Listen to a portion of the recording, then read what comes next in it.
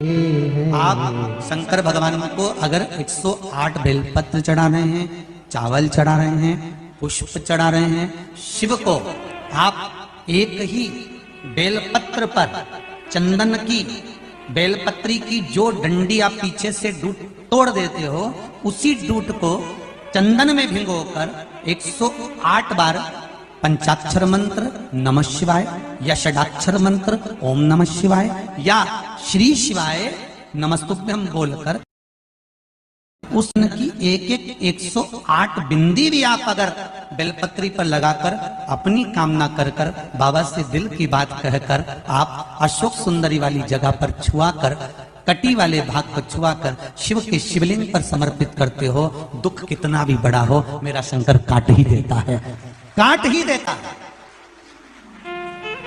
पर आप अगर चंदन हाथ से 108 बार लगाओगे तो कहीं दिखेगा ही नहीं, लगेगा एक ही जगह लगता है। पर जो डंडी का डूट आपने पीछे से तोड़ा हुआ है बेलपत्र चढ़ाने से पहले, उसको भिंगो कर उससे आप 108 बार अपने हृदय की बात शिव को दिल से, वो कहते हैं ना जैसे पहले के लोग पत्र लिखते थे तो बड़े दिल से लिखते थे, काकी जी मन थारी याद आवे, बस ये बेलपत्र नहीं है, ये हमारा जब जब महीने भर में कोई अष्टमी तिथि पड़े, प्रदोष पड़े, सोमवार पड़े, प्रयास करा करो।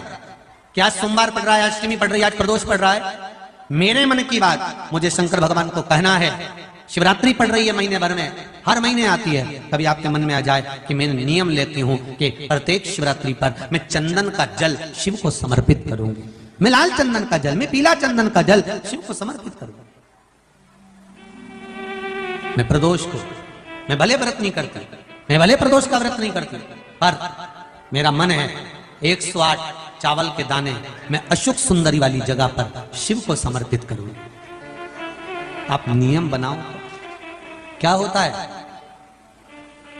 क्या होता है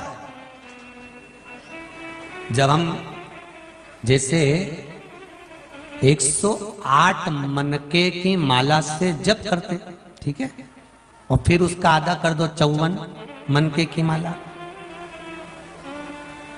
फिर 27 मनके की माला। जब हम मनकों की माला से किसी जप को कर रहे होते हैं, किसी जप को जप रहे होते हैं, जितना फल हमें मंत्र माला जपने से प्राप्त होता है, उतना ही शंकर भगवान के सम्मुख में बैठकर एक एक बेलपत्र जब हम समर्पित करते हैं शंकर का नाम लेकर, उस फल की गणना दुनिया का कोई जीव नहीं कर सकता। उस बेलपत्र को समर्पित करने की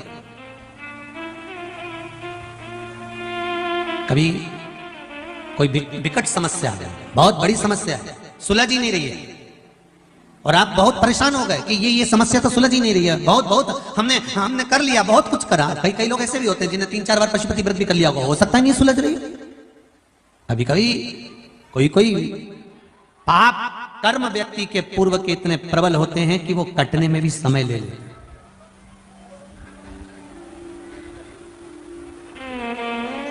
पर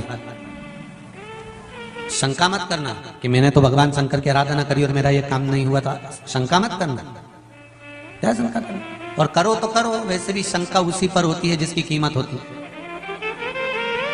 सही है कि गलत है? सोना और लोहा वो भी धातु है, वो भी धातु है। कभी तुमने लोहार की दुकान पर जाकर पूछा असली है? कभी लोहार की दुकान पर जाके पूछा तुमने लोहे को असली है? और तुम सुनार की दुकान पे जाके क्या कहते हो? जम के बोलो जरा, क्यों भैया असली तो है ना, कितना कैरेट का है, सही साइड तो है ना, चूड़ी काली पड़ गई तो सोच लेना, पहले बोल दे रही है मैंने अभी मंगलसूत्र बनवाया ना, कान का ने झुमका बनवाया, ये काला पड़ी गया नहीं तो समझ लेना असली तो है ना। मतलब शंका लोहे पर कभी नहीं हुई तुम्हारी, तुमने कभी लोहार की दुकान पे जाकर नहीं किया क्यों रे असली है, तो लोहार भी तुम्हारा मुंडा देखेगा पहली मिली जमाने में, जो लोहे को पूछ रही कि असली है। लोग शंका कहां करते हैं? जिसकी कीमत होती है, जो असली है, जो सही जगह पर है, जो सही मार्ग पर चल रहा है। कई लोग कहते हैं गुरुजी हम तो रोज भगवान का भजन करते हैं, हम रोज भगवान की पूजन करते हैं, हम रोज मंदिर जाते हैं, हम रोज लोटा भर के पानी चढ़ाते हैं, मैं तो एकादशी करूं, प्रदोष करूं, शिवरात्रि करूं, सोमवार करूं, मंगलवार करूं, सारे वार करूं, इसके बाद भी सबसे ज्यादा दुखी मैं। समझ लेना सोना है, थोड़ा तो लोहा और सोने में दोनों में अंतर है, बहुत अंतर। थोड़ा शंका हो सकती है, दुख आ सकता है, तकलीफ आ सकती है, कष्ट आ सकता है, सब कुछ होगा, पर हार न मती। लोहे को देखकर ये मत सोचना कि वो तो एक ही बार में सही सट हो गया। मेरे को तो हर बार ले जाते हैं, नई बहू आती है तुड़वा के फिर डिजाइन चेंज कर देते हैं। जिसने अपने घर की जाली एक बार लगवा दी वो कभी चेंज करी? 8, 10 साल, 50 साल, 100 साल तक लगी रही, पानी भी खाती रही, सब कुछ करती रही। और सोने की रकम तो सास ने बनवाई थी बहू के लिए, बहू को पुराना ओल्ड फैशन लगा और लेके गई, उन्हें तुड़वा तुड़वू के नहीं फिर बनवा ली। फिर वो की बहू आई, उन्हें तुड़वा तुड़वू के फिर बनवा ली। कि किसी ने वो मकान की टीन को, जाली को कभी तुड़वा के बनवाया? उसकी कीमत नहीं है।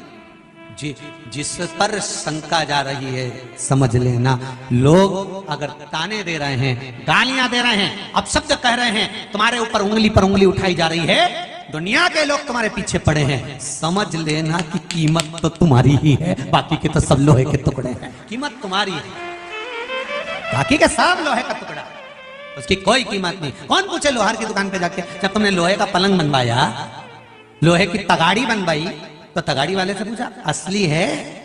तो लोहार भी कहेगा ओ जगदम्बा, कहां से आई दादा, चल जा। अभी में असली और नकली क्या करे? लोहे में लोहा तो लोहा, पर सोने में तुरंत शंका पैदा हो गई।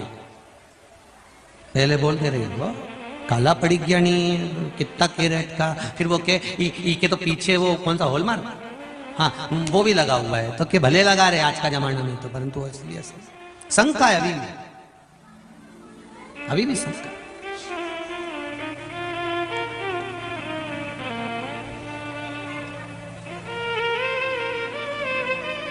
बेटे की शादी करो, नई बहू आए तो भी शंका।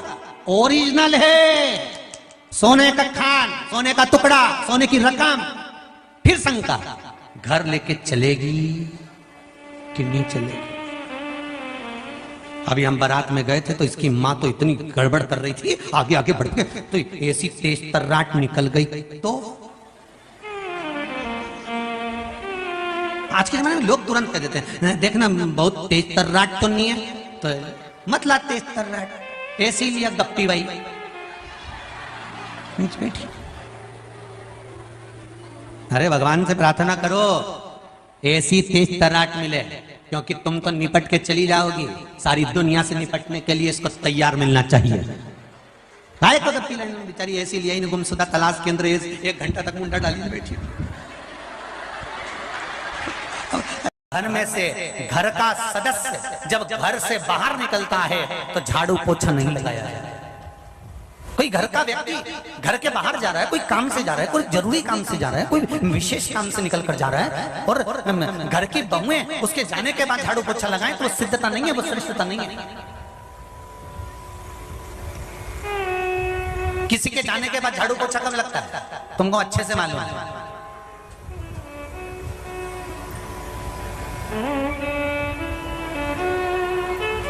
आंसू ढलकाती जाए और झाड़ू पोछा लगाती जाए। ये कब लगता है? जब कोई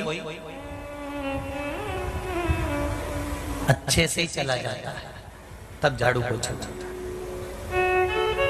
सनातन हिंदू धर्म की आज भी रीति है, कोई जाता है घर से, अपने घर का व्यक्ति सदस्य कोई विशेष कार्य के लिए जा रहा है तो झाड़ू पोछा नहीं लगना चाहिए, थोड़ी बाद में, या तो पहले लगाओ या फिर आधा 1 घंटा रुक जाओ उसके बाद में लगाइए।